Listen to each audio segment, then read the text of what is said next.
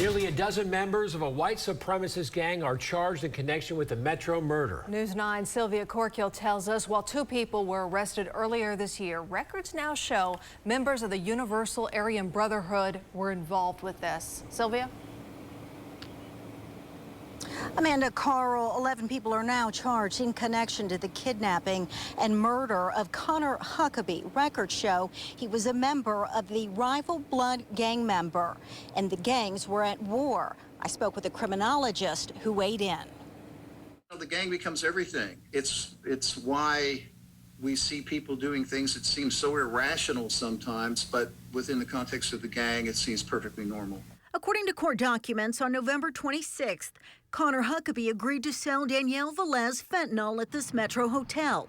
But records show the drug transaction was only a ruse to draw Huckabee out of his room and into one of 2 vehicles. An affidavit says once inside, the victim was beaten by multiple members of the Universal Aryan Brotherhood. The court filing says at some point Huckabee was forced to humiliate himself and denounce the blood gang.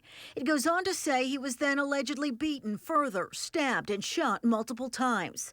Southwestern Oklahoma State University professor Dr. Howard Kurtz. Obviously, it was a particularly brutal crime. I think you see from the number of arrests that were made that, the community isn't going to take it lightly. According to filings, high-ranking UAB members Kyle Morris and Rusty Williams, both incarcerated in 2 Oklahoma prisons, ordered the killing from behind bars. A 3rd prisoner from behind McAllister prison walls, Justin Stacy, contacted his sister Danielle Velez to get the hit in motion. The influence of the leaders does not stop at the prison wall. It goes beyond. Huckabee's body was found along a rural road.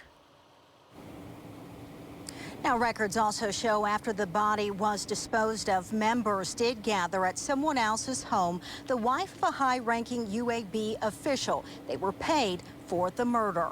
Live in Oklahoma City, Sylvia Corkill, Oklahoma's Own News 9.